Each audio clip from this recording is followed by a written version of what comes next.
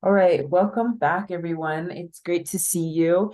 Yeah, after the long summer recess, or maybe short summer recess, it feels like summer really just sped by. But yeah, we're really excited to get the end of summer fall kickoff here going. And so this is our first session back together since the summer break. And today we're going to be focusing in on community planning and design and visioning. And yeah, so we're going to just check in briefly with the cohort members and catch up on how activities went throughout summer. And then we are very excited to have Joseph Kunkel on the line as well, who's the director of Mass's Sustainable Native Communities Design Lab. And so then we'll kind of go into presentation, giving him some space to share with you all and to ask questions. And then I know you all are dying to know about the retreat and have probably lots of questions about it. So we're also going to get into retreat logistics and some updates from that. So the planning team, many of which are on the call today, have been hard at work at that this summer. And so we're excited to share with you what we've got going on. So we have about 10-15 minutes for this, but we'd like to kind of go around here and hear from the cohort members, one or two highlights you'd like to share about your RMP or other related activities throughout the summer. And so can't see everybody right this second, but yeah, would anyone like to kick us off for that conversation? Hi, this is Quentin Swanson, Planning Director for the Shoalwater Bay Tribe. So I have a couple updates. We have Risa Thomas on call with us. She is our new Community Development Coordinator. And so I'd just like to welcome her to the Shoalwater team. And also just recently, the tribe received news that we got a $25 million grant through the Department of Transportation for building a road into our new community up the hill. So that's very exciting. And I'd just like to turn it over to Risa to give a brief introduction. Good morning. Nice to meet you all. I'm very excited to be part of the tribe. Let's move up the hill and kind of put on the spot here. So I don't know what else to say, but nice to meet you all. And I look forward to working with you. Amazing. Thanks so much for that update, Quentin, and welcome, Risa. We're really excited to have you on these calls and to be part of this cohort. And yeah, anything we can do to help you get settled, definitely let us know. Thanks, Kelsey. Yeah. I'm gonna just let folks unmute and share willingly here, or I can call folks out. But yeah, let's keep going with updates here.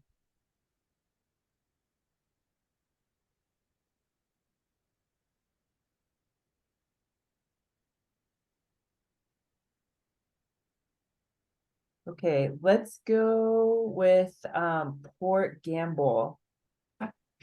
We were just gonna unmute and talk. Yay, okay, I knew it.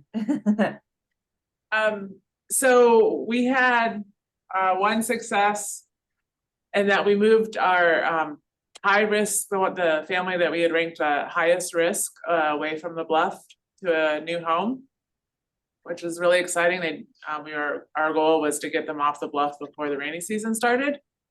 So they're happy and excited. We've had a few sort of setbacks. One is that we haven't received any of the BIA funding, and so the tribe actually had to put money forward to for the new home ourselves. And I know we're kind of stuck because in moving forward on other things because we don't have that BIA funding. And then we've also because everyone's moving from such a high you know, it's along the shoreline. It's there, they've been there for generations. We're getting a lot of kickback from the community, and so we've had to slow down a little bit. Got it. Well, thanks so much, Tamara. Congrats on getting that house moved, and I'm sure, you know, regarding that BIA funding, we can get some updates from the BIA folks that are on the call today, in terms of any updates there. So we'll go into that after cohort members have a chance to share, but great to hear from you all. Thanks. All right, Neva, I'm going to turn it over to you next. Any updates up in Karuk? We, similar situation, we haven't received the BIA funding yet either, although I think we have like paperwork in the works that maybe is getting it set up through the compact now. I think there's a little bit of unknown on that side. But that'd be great if it does come through now. Over the summer, kind of our need for the protect and place measures and a climate resilience center has been reinforced with the wildfires that are happening around our community again this year. These are the closest ones we've had to our community of Orleans. We're still on evacuation warning right now.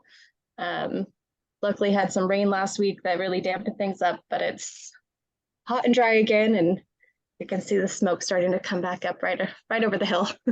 But yeah, it's been pretty nerve-wracking for the last couple of weeks, and it just really makes us think about how important it is for us to have that climate resilience center and have that access to like a clean air center and space for people to evacuate when they have to leave their homes. And yeah, so looking forward to getting that work started soon. We have the location in mind, and I mean, the property is all ready to go. We just, yeah, need to start planning the facility itself and getting the engineering and design all updated. So that's going to be our next step when all that funding comes through. Yeah. But yeah, it's been a busy summer. Yeah. It sounds like it. Well, really appreciate you being on here today. I know, you know, with being on that evacuation notice, I'm sure it's not easy. So yeah, appreciate you, and you know, hopefully sending you some moisture. Thank you. Yeah. Okay, let's go ahead and turn it over to Akiak. If folks want to share what's been going on over there this summer.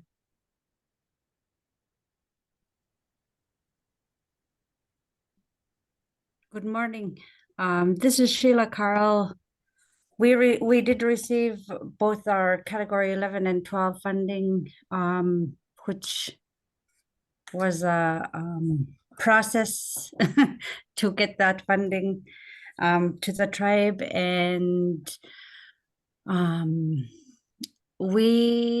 our community approved our preliminary investigation feasibility report that with the NRCS, or I only know it as PIFR, and that we passed the first.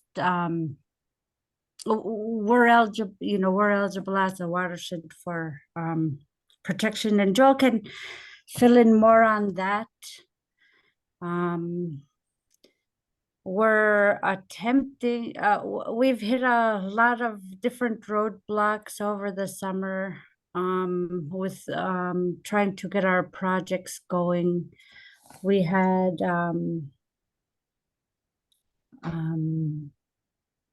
success in working with our Unit 4 villages. I don't only work, I haven't only been working with Akiak, but I am also in contact with 3 different tribes in our area, in close proximity to Akiak. And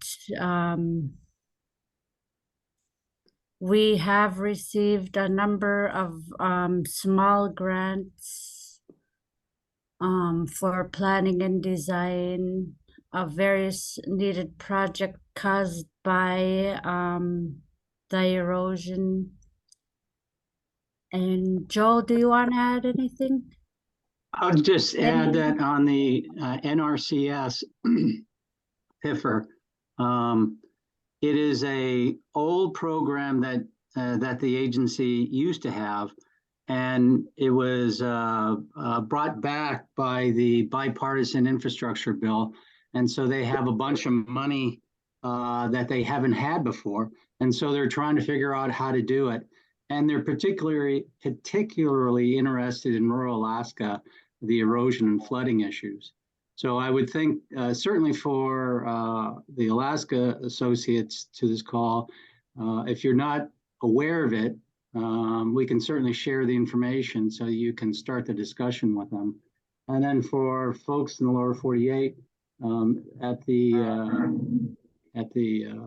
Port Gamble conference, Sheila and I'd be happy to share more information and bring down documentation so you can see if it applies to your tribe or not.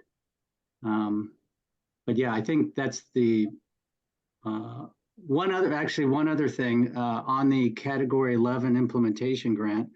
I was surprised to see in the subpart J contract that the tribe has to have a licensed professional engineer to oversee all the construction. Now, ironically, I'm a licensed professional engineer in the state of Alaska, so that's really not an issue, but I wonder what this means for other tribes that get implementation grants. Are you, especially in the lower 48, are your subpart J contracts requiring that? Because that's something I've never really seen before with federal agencies, but that's something we can talk about later.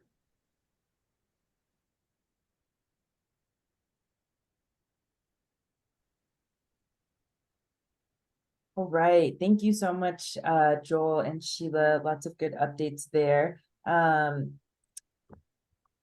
Yeah, and definitely would love to create space for that question that you have, Joel, here in a bit. I'm gonna transition it over to folks from Shaktoolik. Do y'all have any updates from this summer? Hi, good morning. So this summer we constructed a 30-foot lattice tower. We're gonna put 2 cameras on this tower to monitor our storms that we have. And we are finishing our funds for the berm project that we have. We went down, or we're at the first and second bend right now trying to construct the berm back that was taken out by Typhoon Merbok. We've been waiting for FEMA to come and reimburse the city to try and get it fixed, but it's taking them a long time, so we just decided to do it on ourselves. So we have our fall storms coming soon, and we don't know. That's kind of a vital road for us. We're going to evacuate. And we also got our skirt updated. I noticed how important that was after Typhoon Merbok last year, so I got it updated, and hopefully we can try and do some drills or mock drills that we can do with our community.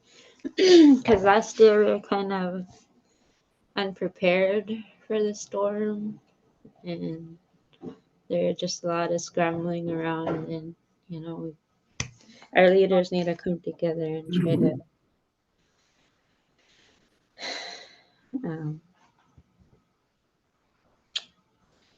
but yeah, that's what we've been doing this summer.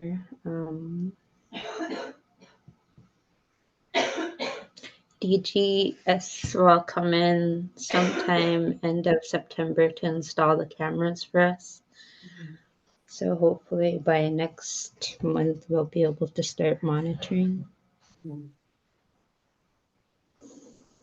Great. Well, thank you so much for providing that update, Jolene. yeah, seems like you all have a lot of good things in the works there, so appreciate you. And then I think the last community we have on the call for sharing is Quig. Dustin, do you want to provide an update with what's been going on in oh sorry, and we also have Healy Lake. So yeah, we'll go Quig first and then Healy Lake. Hey, Kelsey, good morning. We had our community decided in a public meeting to um, for a managed retreat about 2-3 miles north of the current site village. So we have area to start moving forward with. We also had the team from Boston University, Woodwell Research Center, came to town, did some core sampling at that site. So we're at the beginning stages of a community managed retreat. Mhm. And that's all I have so far right now. Great. Thank you, Dustin. Good to hear from you. And last but not least, we've got Evie from Healy Lake. If you would like to provide an update, that'd be great.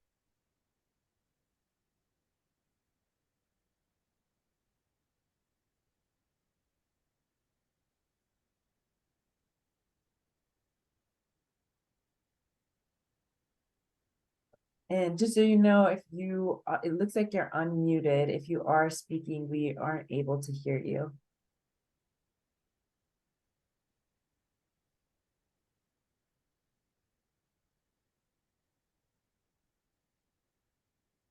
Okay, no worries. Evelyn, if you do want to provide an update, feel free to do that in the chat.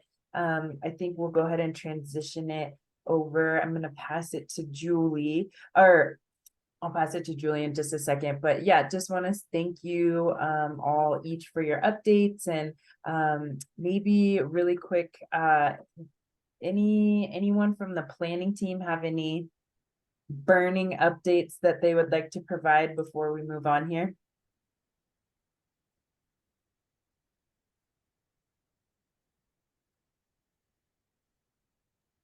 I have one quick one. It's not super burning, but I'm gonna have to jump off and join just by audio, so I figured I should share this now. I was contacted recently by a company that does different types of remote sensing technology, and they have a specialty in creating like machine learning models. And an example of some of their existing projects are working to track land use transitions, including like from cash crops to forage or natural habitat, to analyze impacts on wildfires to different communities, and other types of remote sensing applications. So like flood risk assessments and things like that. So they've done work with First Nations in Canada, other communities in Canada, and working with some like nonprofit organizations in the US as well. And I was going to just put their website in the chat and the contact information of the individual in case anyone is interested. We try not to like send people that contact us that don't have a relationship with tribes. We try not to just send them contact information for all of our contacts. So if anyone does want to follow up and is interested after checking out the website, then you guys can go ahead and you know, do as you see fit, and even share their website and their information with others. So I just wanted to provide this as a resource. Amazing. Thanks so much, Amelia. Yeah, really appreciate that. Okay, so for time's sake, I'm gonna move it over to Julie to introduce our guest speaker for today. And if there are any other updates, maybe we can kind of come back to them at the end of the call, and or populate the chat with that. So Julie, you're on deck here.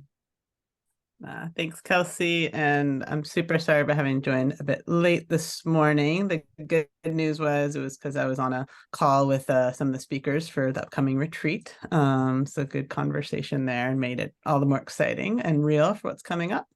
But really good to be with you all, and it was great to catch some of the last updates that were being shared, and hope that everyone had a good summer season. And I'm absolutely thrilled that we're kicking back off together. And really grateful to Joseph Kunkel for his willingness to take time and energy here with us, to be sharing together. Joseph's with the Mass Design Group's Sustainable Native Communities Design Lab. And, we'd reached out to him really for, expertise and a lot of experience working on projects and thinking through kind of that visioning and planning, design, all the way through implementation. And so he's with us specifically today talking, be sharing some examples, talking on planning for Indigenous Impact Tool, and just really excited for the wisdom and knowledge he holds and being shared with the group here. So I don't want to take up too much time away from Joseph's presentation and sharing. So if it sounds good, Joseph, I will hand it over to you, and then we'll have some time for some questions, discussion after. So if folks, if you want, if you have questions that you want to put in the chat, or, raise your hand as when Joseph's wrapping up. So thank you. Excellent. Thanks, Julie. Appreciate the introduction. So good morning, all, and anybody who's calling in from the East Coast, good afternoon.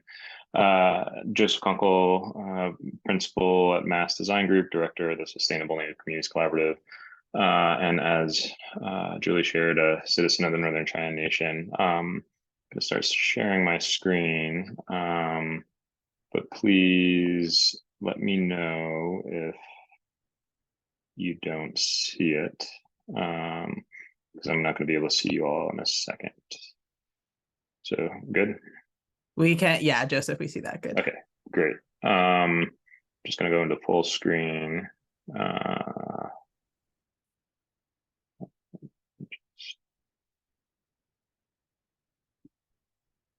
And I hope you still see it full screen.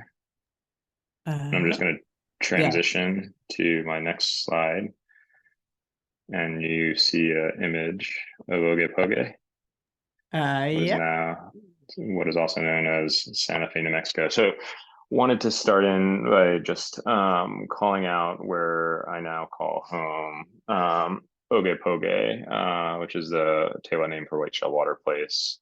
Want to lift up these traditional territories where our office is located, our Oge-Poge office, or Santa Fe office. We honor these people past, present, and future, along with the many other Indigenous peoples who inhabited, continue to inhabit, and hold sacred these lands. And so just wanted to give a broad overview of MASS, which stands for a Model of Architecture Serving Society. And then I'm going to kind of go into some of the tools and resources that you all can access off our website. You can download it. They're totally accessible. But as a nonprofit organization, our mission is to research, build, and advocate for an architecture that promotes justice and human dignity. And within that, we firmly believe architecture or the built environment is never neutral. it either heals or hurts. And when we think about the built environment in relationship to our tribal communities, our indigenous communities, this is especially true when we think about our housing, the housing infrastructure, healthcare, or kind of education. These kind of tools or these infrastructures that were meant to kind of heal or create spaces for healing within our communities have in many ways created a detriment or critical health impacts, whether it's direct health impacts, emotional, mental. I think we can try and think about the built environment in a different way, and in doing so, really think about the built environment as a means for healing our communities. Because if we think generally about our housing specifically, and my background, I'm trained as an architect, a planner, a designer. And if we specifically think about our housing, where I've spent most of my time in the profession, our housing doesn't necessarily reflect the nuances of our cultures, our communities, our regions, where we're building and how we're building.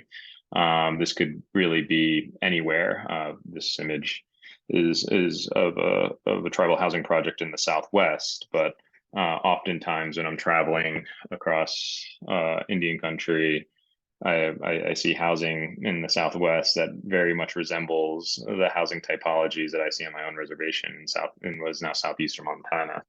And inevitably, this is inevitably placeless. And so posing the question of what is not the cost of architecture, or what is not the cost of our built environment, or really building environments that reflect the nuances of place, but what is the cost of not having architecture? And one of our close partners who has now kind of passed into the other camp, Paul Farmer, has kind of critically said, what is the question of not having access to these resources? And so within the Oge-Poge office, we've kind of built a team of thought leaders that are researching, kind of providing technical assistance, and thinking about ways in which we can leverage and invest into the built environment, so that we are critically thinking about how these built environments really reflect the nuances of our specific regions. And this, as we will get into, we'll kind of talk about how we can plan for that and think about that more critically, specifically when it comes to defining resiliency, or ways in which tribes, indigenous populations can really define resiliency within their own means. Because if we don't, we'll end up with a built environment that is placeless, that doesn't reflect our culture, doesn't reflect the nuances of the places in which we live, and in doing so, we'll kind of continue to go down the road of large, both man-made and natural disasters. I wanted to kind of dive into one quick case study that lifts up some of the techniques and some of the planning initiatives that we kind of went down early on in the founding of the Sustainable Native Communities Design Lab, and how that work kind of merged into Mass Design Group. And then as I get through this presentation, I'm kind of divert into planning for Indigenous impact, which is a tool that I'll help you all navigate to, it's a PDF which you can download and use within your own community. So Kiwa Pueblo is a community located about half hour, 20 minutes south of Oge-Poge, of Santa Fe, and about 40 minutes north of Albuquerque, New Mexico. And this project started with a small National Endowments for the Arts Our Town grant of about $150,000 to really kind of zoom out and try and understand what are the cultural nuances that bring this community together. And so that kind of those nuances help to think critically about the various developments that were moving along. And if you all have questions, feel free to place in the chat, or feel free to pause me and I can kind of go into more detail. But there seems to be somebody, I don't know if they're asking a question or maybe not on mute, but anyway, I'll continue. So I'd like to use this graph when we're talking about the power of design, the power of what planning can potentially do. And it is really meant to really think about the impacts we can have throughout the kind of stages of the design and construction process, right? If we place on the left side, what does it mean to be visioning, all the way to post-occupancy or the use. The potential to have the most impact is really when we're thinking about what our built environment, when projects are starting to become ideas, and that's where we have the most potential for impact. Is trying to kind of sit with the community, sit with tribal leaders, understand where does the community see itself within the next 5, 10, 15, 25, 50 years, and how can we start to really plan for that impact that we want to see. And as you can kind of see in this graph, that kind of ideation happens in this kind of visioning and planning. As we get in to the project scoping and the kind of concepts of design and construction, those opportunities for impact start to become more narrowly focused, and the potential for impact starts to kind of minimize. And so we want to be investing a lot of our time, and where we spend a lot of our time at Mass within the Sustainable Native Communities Design Lab is helping communities to vision what is the potential around the built environment, and really kind of add critical design, culturally responsive design, resilient design into the projects that communities vision for themselves. And that's where we feel that kind of adding additional funding, bringing philanthropic dollars to match federal dollars, to match debt capital or investment dollars, is important, because inevitably those projects that we end up kind of building tend to be with us for the generations to come. And by that time, we need to really push that thinking into the future. So where we started with this project, which is the kind of Wadi housing project at Giwa Pueblo, or also known as Santa Fe or Santa Domingo, the Santa Domingo Pueblo, was with the youth, really trying to invest in their capacity, trying to kind of share what we as designers, planners, architects, engineers do every day, and sharing that information with those that know their community the best, which was the tribal youth. And this was a way for us to kind of share information back and forth. In some ways, we were learning about the community as outsiders. While yes, I might be indigenous, I'm Northern Cheyenne, I'm not indigenous to this community. And so how can we create those kind of strong relationships to listen, to form those relationships, to understand what are the potentials and where can design have an impact? And in doing so, sharing information, sharing technical information from our standpoint, from the design standpoint, from the planning standpoint, and from a kind of reciprocal standpoint, what can they share with us? And this became a task of kind of meeting the community where they are, trying to understand the day-to-day struggles, trying to understand the long-term struggles, and document that in real time. In doing so, we kind of did teach and the kind of notions around some very simple like GIS information and skill sets, where they were able to map and document some of this work themselves. And then we would then translate that into more kind of didactic information so that we could communicate what we have been learning with the community.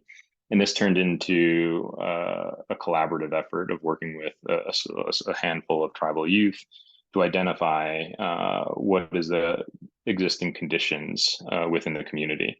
And so we did this kind of canvas, this kind of blanket survey of the entire village, of just under 500 units of housing to kind of understand what are inhabited, what are units that are in poor condition, okay condition, good condition. And this information really allowed the Tribal Housing Authority, the San Domingo Tribal Housing Authority, the opportunity to leverage data to put into their annual block grant, their Indian Housing Block Grant, and do it in a way that was proactive rather than reactive. Because what we were hearing during the time is that people were going to the housing authority with the issues that they saw within their unit, instead of the housing authority being proactive and trying to get to the issue before it became an even larger issue. And we see this throughout many of the communities we work in, where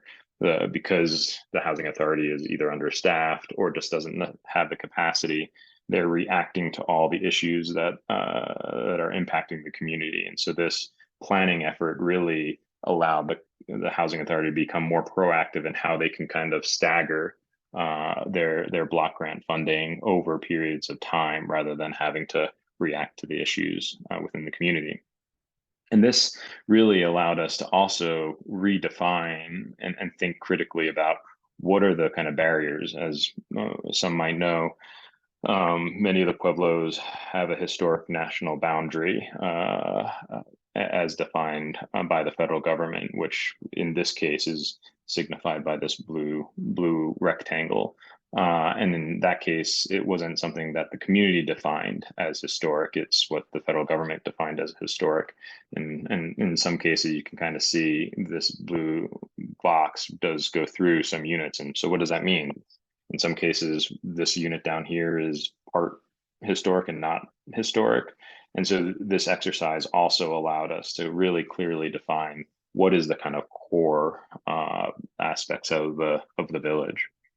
And we did this through both the on-the-ground surveying along with historic aerial photography, and then overlaying that with the data that was collected to try and understand what can we be and how can we be leveraging this information for future grant purposes. And all these kind of all this data lived and lives within the community. And so what we started to realize is that what we were doing is we were kind of sharing knowledge to scale outcomes, to hopefully have some systemic impact within the community, connecting information with the various parts of tribal programs, tribal elders, talking to tribal elders, tribal youth, tribal council, government, the kind of healthcare, and really trying to connect this with the practice. And what I mean by that are builders, architects, engineers, developers, understanding how we can then use design services to unlock and leverage government funding from federal, state, and county to academic funding. Where can we start to leverage design support and engineering support from students so that maybe there's opportunities for us to do studios to get some general ideas out there to really connect that back to the practice. And then, of course, some of the work that we initiated was coming from philanthropic dollars and government dollars, both from local foundations to do some initial youth programming to ensure that we were paying youth as we were doing this work, to really doubling down on understanding who are we actually building for. And so this idea around knowing the population, knowing the audience that we were working with became crucial, because that also allowed us to unlock and understand the potential dollars that we would have to realize what we would be doing. And in this case, focusing on affordable housing development, rehab, and really starting to create those capital stacks that that allowed us to do the work that we were going to do.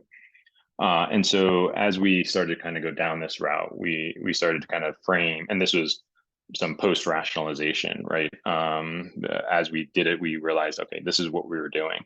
And we defined it within these kind of principles and goals, really thinking about the community as the architects of their own vision, that vision as a long-term commitment to change, and ensuring that when we were engaging with the community, that they would understand and gain clarity of their home and their places, because as outsiders, they know their community. The Santo Domingo, the Kiowa community members know their community better than we do as outsiders. And in doing so, we wanted to ensure that if we were engaging, we were getting participation from the entire community, from tribal youth all the way through tribal elders. And that was important. And we did that through a series of surveys, in feeding, trying to get people to show up, and then kind of reporting that information back out. It wasn't a one-way path, it was a two-way path. And when we think about the kind of planning and engagement components of this project in particular, and of all of our work, making sure that when we do engage, when we do have participation from the community, that we're reporting back. And so I'd like to kind of lift up that we think of this as designing with community, not for community, but with community to create equitable, positive social change. And that allowed us to define what was possible, and not something that was idealistic, but what was really possible within the community. And in doing so, trying to think about how we're leveraging the past, which there is a built form here that we can think through. There's urban form here that is culturally relevant, that is kind of specific to the Santo Domingo community. That in relationship to what is potential and what the potential of the future could hold. And so we wanted to think critically about the historic village, but if we were thinking about new development, we didn't want to necessarily copy paste what was historic, right? We didn't want to go back to what was, but we wanted to learn from that. And how do we do that in a contemporary way that resembles still the cultural nuances and the needs of the communities? Something that might be as dense as the urban form that we just saw, to something that also had the kind of amenities of a contemporary house or house unit. We also needed to listen to the community, and during our engagement sessions, we started to learn that 75% of the community members relied on the arts as a main source of income. And so whatever housing we were going to kind of focus on needed to reflect the nuances of the community. We had to ensure that we were creating spaces within the future housing to ensure that they could continue their art practice. We also learned during this process that as people were making, whether it was pottery, jewelry, or different types of art forms, they were often doing it in their living room, in their indoor kitchen. And when we talk about health, the kind of well-being of our indoor air environment, this became crucial, because if you're grinding shells or rock, that kind of particulates going into the air and inevitably going to be breathed in. It's in many ways, it's going to impact the populations most at risk are very, very young to the very old or the elders. And so this could potentially have long-term impacts and respiratory impacts, which we saw throughout the community. And so can we take and create making spaces that were detached from the main unit? And that became critical to the success of this project. And so the concept became developing unit types that reflected the needs of the community, 1, 2, and 3 bedroom units, along with a making space. And as we kind of refined that, we developed 41 units of housing. Along with those 41 units, we also incorporated 41 making spaces.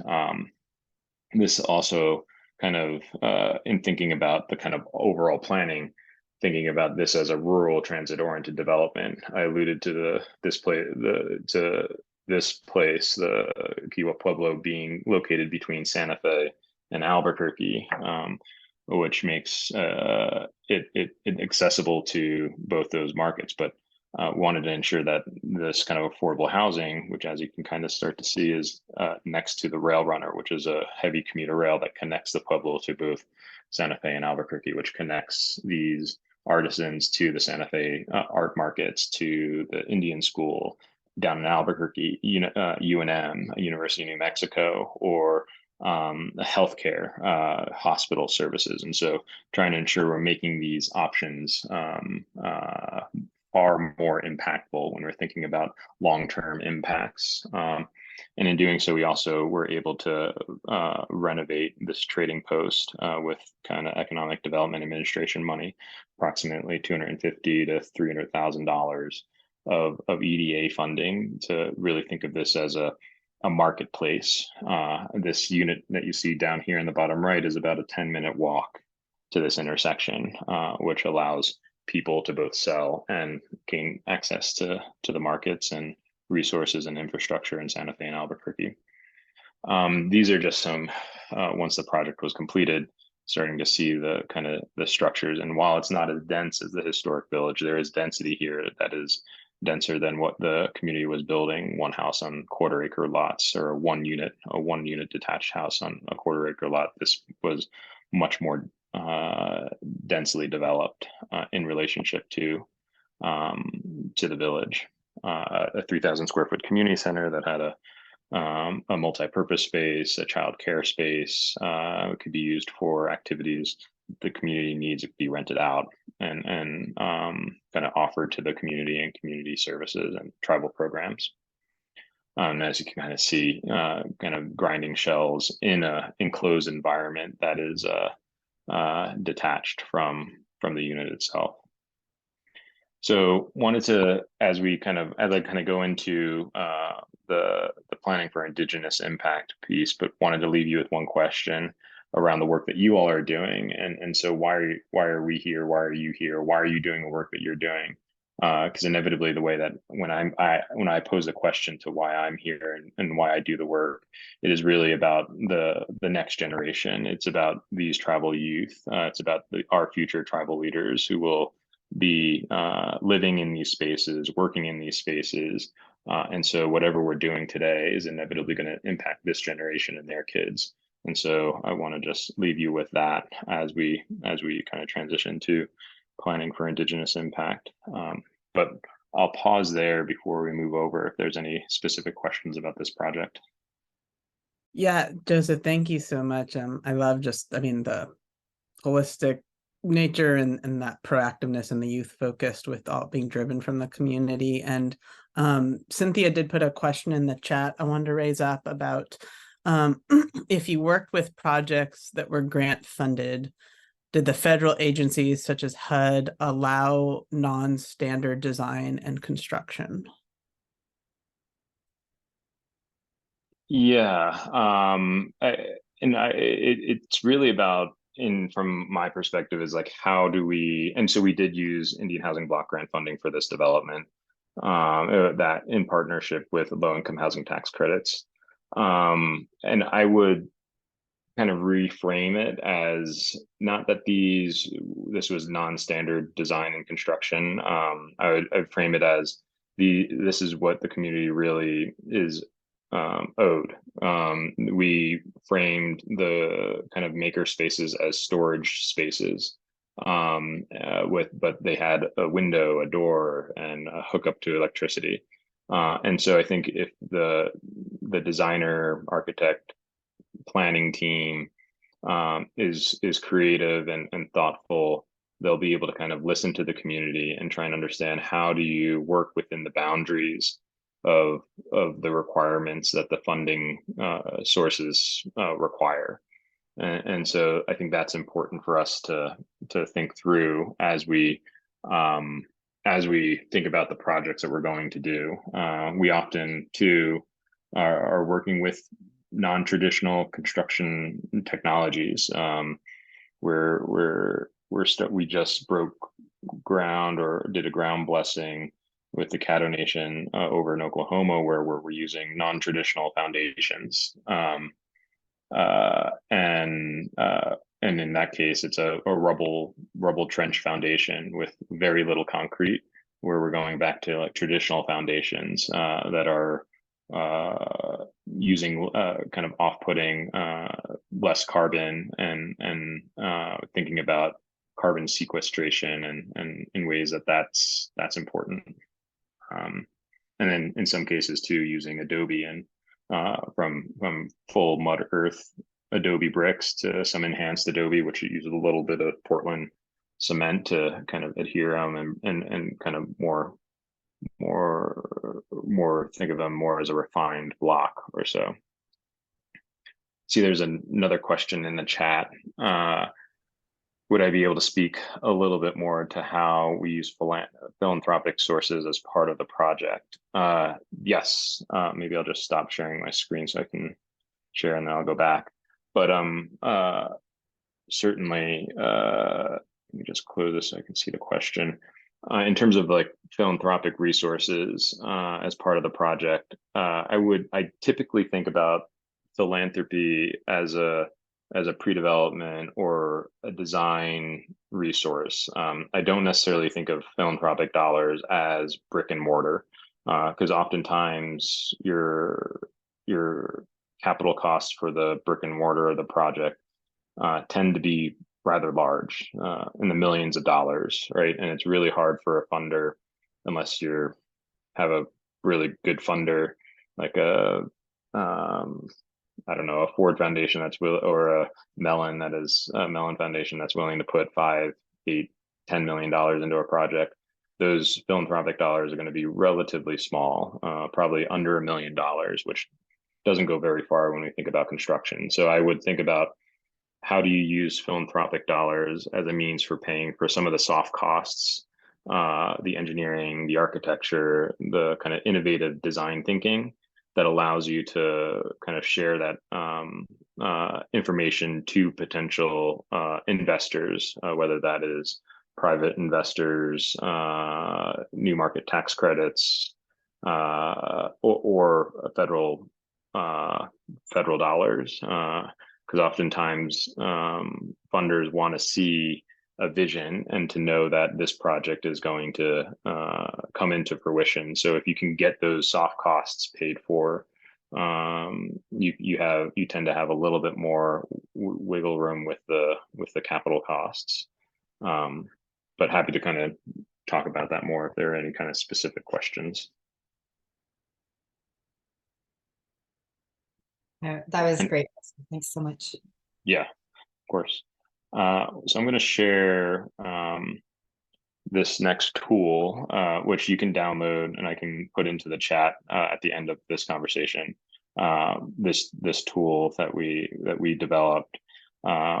We first developed this purpose-built toolkit as part of some philanthropic dollars that we had access to for those that are where they are either new to the development process or they haven't built anything before. So oftentimes our partners are engaging with us because this is the first project that they have built, and in some cases might only build within their career. And so trying to kind of help navigate, and then we revamped it when we worked with Indigenous Services Canada, which is equivalent to our Department of Housing and Urban Development, Office of Native American Programs, where we were kind of working directly with a federal entity to develop something specific for Indigenous communities, for the First Nations, Inuit, and Métis communities. And so I wanted to kind of, let me just make sure to briefly go through this. This larger, I'm going to go through a very short overview, but the main document is approximately an 80-page toolkit, which walks you through the development process, visioning, planning, design, construction, post-occupancy, along with some tools that allow you to kind of get going. And this is all, you can use it. And if you need to, you can feel free to reach out to myself or the team, and happy to kind of walk through this. But like I was saying, this was initially developed with a funder outside of Indigenous Services Canada, but then we worked closely with Indigenous Services Canada and a list of partners that allowed us to make it specifically and tailor it specifically to the First Nations, Inuit, and Métis communities. That said, we do use it quite a bit with our tribal partners down here in the kind of lower 48. And so this is a guide to kind of help talk through the visioning process, the planning process, the design, construction, and occupancy or post-occupancy process. Want to kind of dwell a moment on the occupancy or post-occupancy phase, because inevitably that's the longest phase of any of the phases that you'll go through when you're building a capital project or building a building or a piece of infrastructure. It's the lifetime of the project. It's going to see the wear and tear. You're going to have to think about maintenance and long-term dollars that go to that maintenance of that piece of infrastructure. The visioning through the construction tends to be really small compared to the life of the project, and that's important to lift up. And why we made this diagram in this form is because it's not a very, as we've seen it, it's not very linear, right? We might go through visioning and planning and design and realize that the project has slightly changed, and that might mean that we need to do a little bit more planning or a little bit more design to either understand or better understand the parties in which the project will serve. The budget may have changed, and so all these are important to digest. I'll just kind of go through the resources really quick. And so this planning for Indigenous impact is part of this larger series of purpose-built. This is all these resources you can download for free off of a MAS's website. The kind of introduction, the making the capital projects, planning, the original planning for impact, charting capital results, and then just looking at 15 case studies of how this tool was used. And then down here, you can download the specific planning for Indigenous impact. And so how do you use this resource? We broke it down into those various phases, the visioning, planning, design, construction, and post-occupancy. And within that, we broke each of those phases down even more. And I'll kind of go through that a little bit. And these diagrams will help you identify where you are in the process. And some of you might already be past visioning and planning and going into full design. Some of you might have built your project and want to learn more about occupancy or the post occupancy. Once your project is complete, how do I ensure that you maintain it properly, et cetera? And so you could use this tool in a whole host of resources. And so the kind of brief overview, the visioning, there's a quick summary of what visioning is and what entails in visioning, and then breaking it down into kind of defining what is the mission of your project, and how are you thinking about the design aspects of your project, and then the feasibility. Are you ready to take on this project, or do you need to build your internal capacity, your team capacity, or do you need to hire outside consultants to allow you to get the project to kind of bring the project into fruition? And then you kind of have a checkbox. Do you move forward? Do you hold out and build the capacity? And that this kind of this visioning tool. And then there's a whole host. If you go here, let me go back up. If you go to the actual full toolkit, you'll see that there's a whole host of questions that will allow you to identify, are you meeting those requirements? Number two, planning kind of defines what entails in planning, and then understanding what are the aspects between defining the mission as it relates to planning, the design, and the feasibility. Again, trying to understand who as part of your team are going to be taking on said tasks, or again, do you need to go outside of your organization? Do you have to consult, or do you need to put out an RFP for services to allow you to get through these processes or these phases? And then design. Design in itself is its own phase, trying to understand, what does it mean to be going into full design? Does the design kind of actually get to the mission of what you want to be achieving within your project? And then again, the feasibility. Some entities, some organizations, some housing authorities have construction project managers on staff. Some planning teams have project managers on staff. Some organizations, some tribal organizations, tribal programs don't, and they need to hire that out. And so just trying to understand where you are with your capacity is important. And then similarly, we go through the same kind of checklist for construction, and really thinking clearly about the ways in which do you have the infrastructure within the organization to do this type of work holistically. And then the most important phase, as I would put it, is like the post occupancy, and really trying to kind of think clearly about what is that occupancy, and what are the kind of needs and maintenance around the project that you just completed. What are those needs long term, and do you have that capacity internally?